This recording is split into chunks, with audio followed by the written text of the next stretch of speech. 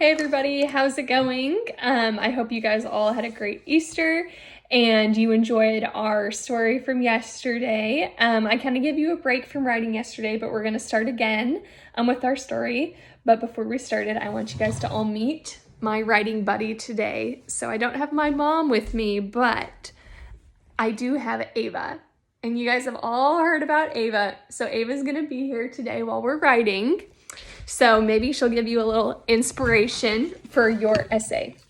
So on Monday, when you guys started your essay, you just came up with your boxes and bullets. And so what you should have come up with was a thesis, a beginning, middle, and end for your personal narrative. You'll remember I started by talking about making my lemon meringue pie. So my thesis, or what my whole story was going to be about, was last week I baked a delicious lemon meringue pie. My first bullet point, it said, I gathered all the ingredients and got my kitchen ready. My second bullet point, or my middle, was I followed the instructions and mixed it all together. And finally, my end was that I ate my delicious pie. Now, you guys all know that the next thing we need to do is we need to add our details. So what I did was in the space between bullet points 1, 2, and 3, I went back in and I added at least 2 or 3 details for every bullet point. So that's what I want you to do today. So for I gathered all the ingredients and got my kitchen ready, that was my beginning. I made a list and went to H-E-B. I hope this works, I thought. Now, whenever we talk about what people are saying or thinking, we call that dialogue, right? We've talked about dialogue and how you use quotation marks to do dialogue. Well, I'm going to show you how to do that in a second, but I added dialogue as a detail, which is fine. I organized each ingredient by what I would need. Those were my 3 details for my beginning. Next, the middle, I followed the instructions and mixed it all together. Now, for the details there, I said, first, I'll make the crust, I exclaimed. There's more dialogue that I just used. That's one of my details. And then I carefully followed each instruction. So my middle only had 2 details, which is fine. Tomorrow, I might go back in and add more. And then for the end, I ate my delicious creation. My details, I just did 1 here, actually. I had never tasted anything quite so delicious. Now, of course, tomorrow we're going to go in and add figurative language, and we're going to add similes, we're going to add more dialogue, we're going to make it very exciting to read. But for today, all I want you to worry about is going in and adding your details so that we can turn this into a complete essay. Now, how you add dialogue, you should already know this. Remember, you start with a quote, quotation marks, then you do a capital, dialogue, dialogue, dialogue, punctuation. So I used a comma because my sentence isn't over yet, but you could also use an exclamation point or a question mark. Then you do quotation marks, and then you'd put the rest. I said, or she said, or he said, or whatever, and then a period or question mark, however you want to end. So it goes quotation marks, capital, dialogue, dialogue, dialogue, punctuation, quotation marks, finish out your sentence, and finally punctuation. Now, I is capitalized because we always capitalize the pronoun I, but if it was she, it wouldn't be capitalized. Okay, does that make sense? So, quotation marks, capital, dialogue, punctuation, quotation, finish it out, punctuation at the end of a sentence like normal. So that's what I want you guys to be doing for your writing prompt. Okay, so that won't take you very long. All you're doing for today is adding details, and if you can, I want to see some dialogue. Today, for our reader aloud, we're going to do By the Dawn's Early Light. Now, this is the first time I've read this story out loud to you guys. We haven't read it in school before this year, but the reason I chose it is because it's kind of like a personal narrative, which means it's told in first person, meaning it uses words like I, me, and we. And I want you guys to be focused on how do we do a summary of a story. So we know that for nonfiction or for real text, we do a beginning, middle, end, kind of with our details, our main idea and our details. But for a fictional story like this one, we do somebody wanted, but so then. And you guys, we've talked about this before. The somebody are the characters. What they wanted is kind of the background, setting up the stage. The but is the problem. So is the rising action, and then the then is the solution. Somebody wanted, but so then. So I want you guys to be thinking about that throughout this story. Who are the characters, the background, the problem, the solution, and the rising action. Okay, I'm going to read this story and ask you a few questions, but really I want you to be focused on our Somebody Wanted, But So Then. By the Dawn's Early Light by Karen Ackerman, illustrated by Catherine Stock.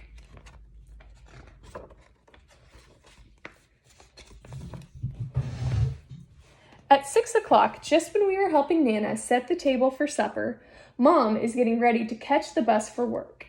Josh scowls as he puts the knives and forks by the plates.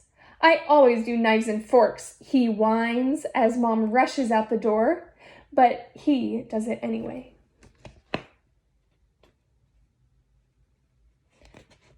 Already, we can tell that what person is this story in? First, second, or third person? What kind of words are they using?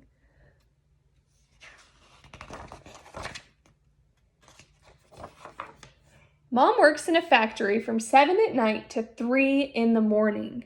It's called the graveyard shift. People who work then run places that stay open when everything else is closed, like hospitals, fire departments, and factories. The pay is good, Mom says, and we know she needs the money. By the time we sit down to a supper of Nana's meatloaf, Mom is waiting in line at the factory door to punch her time card. When the shift whistle blows, she gets her work apron and set of earplugs so that the roar of the machines won't ruin her hearing. So where does the grandmother work? Or the mom? Yeah. After supper, I help dry the dishes. Josh hands the plates and cups to Nana when I'm done drying, and she puts them in the cupboard. Then we sit on the kitchen table and Josh draws with his new colored markers. Don't you have homework, Rachel? Nana asks me. Now there's a lot of dialogue in this story. Right here's some dialogue. Starts with quotes, capital, dialogue, punctuation, quotes, and then it finishes it out. By then, Mom is working the machine that makes the creases in the flattened cardboard boxes moving on the conveyor belt. Down the line, her friend Lacey puts the boxes in tall stacks to be tied up and shipped. Her other friend, Bess, puts the shipping labels on. Maybe you can make a connection. Maybe you've seen a factory before. I find my notebooks and get down to work while Nana peeks over my shoulder. Every now and then she reads one of the answers on my homework paper and murmurs, "That's right, honey," or "Try again, sweetheart." Later, she puts 2 cups of milk and a dish of cookies on the table. Maybe this reminds you of your own grandmother. Kind of reminds me of mine. It's coffee break time for Mom when a bell rings once. She turns off the machine and gets her coin purse. Mom, Lacey, and Bess walk through the factory to the cafeteria where they sit and talk and maybe play a hand or two of rummy. When the bell rings again, it's back to work. I want you guys to look at the picture and I want us to use our context. They sit and talk, maybe play a hand or two of rummy. Well, it doesn't say what rummy is, but look at that picture. What do they have in their hands? It says they're playing a game. So what kind of game do you think rummy is? Soon it's time to take our baths and put on our PJs. We brush our teeth, give Nana a kiss, and crawl into our beds. Nana reads a story to Josh, who can't fall asleep without one, and then goes downstairs to watch the TV news. When our hall clock chimes 11, Mom hears the lunch bell ring twice. She shuts down the machine and heads to the cafeteria with Bess and Lacey for a whole half hour. Her favorite dish is called the low-cal tomato, stuffed with tuna salad and extra oyster crackers. She stops in the ladies' lounge to brush her teeth before she goes back to work again. So they're showing us the difference in the life of the kids versus the mom. Kind of a cool way to write a story. Our house is silent and dark, and even Nana is fast asleep when Mom gets her last coffee break at 1 a.m. Then, before the dawn's early light, the shift whistle blows. Mama punches her time card and catches the bus for home. At 4 in the morning, most people are still tucked under the covers in the middle of their dreams. But some people are just coming home from work, like Mama.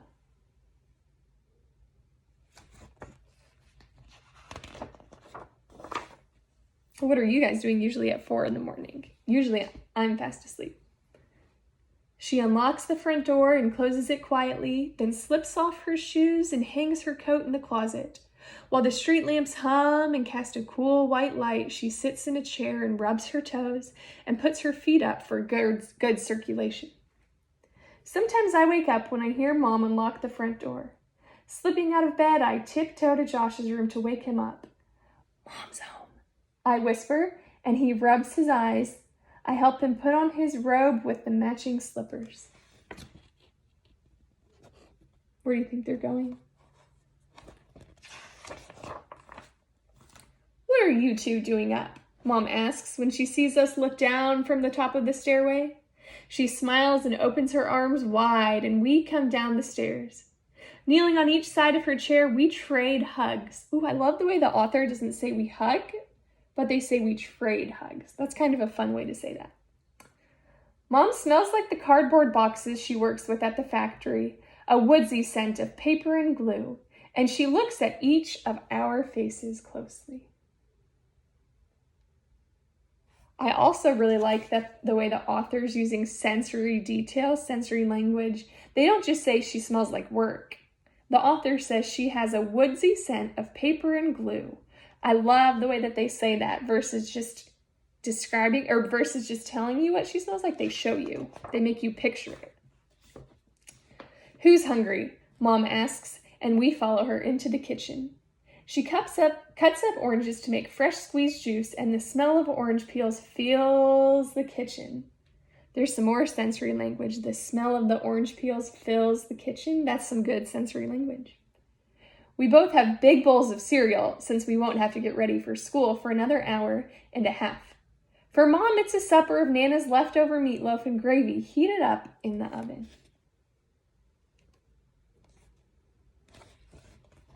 Maybe you can make connections to this story. I don't know. Maybe you can.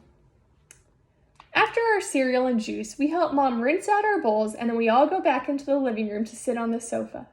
We lay our heads in Mom's lap and tuck our slippered feet under the folds of our robes. Beneath my head, I can feel Mom's legs tremble a little from standing all that time at work. She runs her fingers through our hair.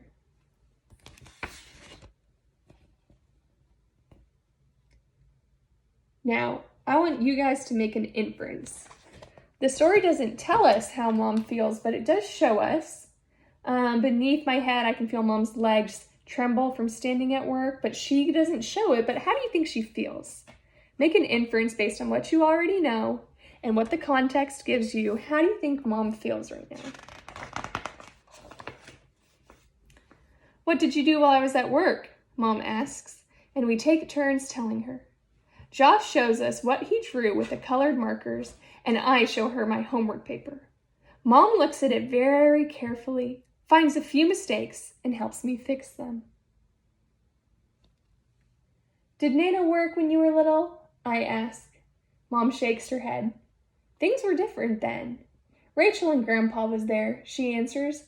"I know it's probably hard for Mom to pay for everything, and I feel kind of sorry," I asked. "Are you too mad at me because I have to work all night?" Mom asks. Her eyes look tired and shadows show underneath them. "We're a little mad because everyone else's parents work during the day, but neither one of us wants to say so." How would you feel if your mom had to work all night? Would you miss her? Yeah, but these kids seem nice, right? They love their mom and they just want to spend time with their mom. Well, I shake my head and start to tickle Mom under her arms, hoping she can see how I really feel. How does she really feel? She's playing with her mom. How does she really feel? Josh starts to tickle her too, and we get her laughing so hard that she yelps, I give, to make us stop.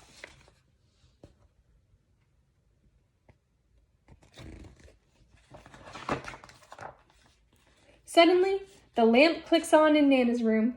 In a few minutes, Nana comes out of our hallway and into the bathroom. She looks nearly as tired as Mom does, wearing a sleep hairnet and fuzzy slippers. "Good morning," Nana mumbles as she heads toward the bathroom. "I'll get breakfast ready in a few minutes," she adds, closing the bathroom door behind her.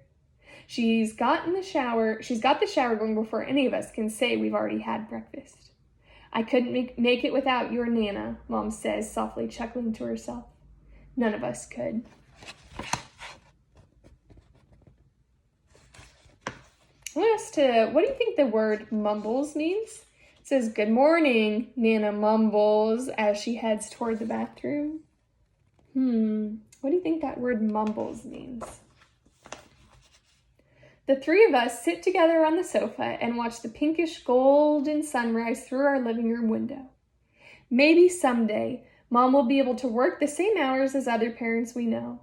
Then the only sound in our house at sunrise will be the sound of us asleep, tucked under the covers and in the middle of our dreams.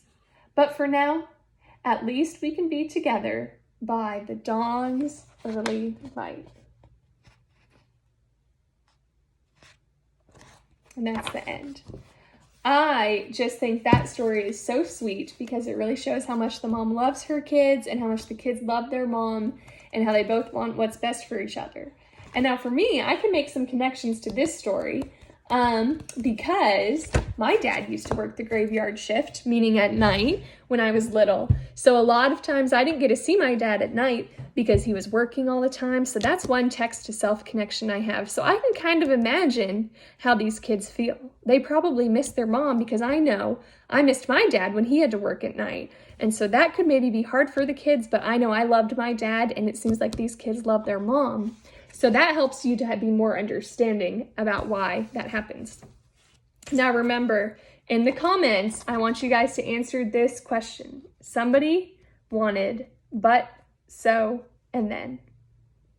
Now this story might not have a problem, kind of like what you imagine, like a big incident for a problem, but there is kind of a problem and there is kind of a solution. So I want you guys to really think, what was the beginning, middle, end? Who are the characters, the background, the problem, the rising action, and the solution? And I want you guys to answer that in the comments for me. Okay, y'all have a great day today. And remember, what I need you guys to be doing is achieve 3,000. And then I need you guys to be checking Google Classroom. And if you get extra bored, you can do your Education Galaxy. Okay, and most importantly, stay safe. So I miss you guys. I wish I could see you face to face, but I hope everyone's staying safe and having a great time.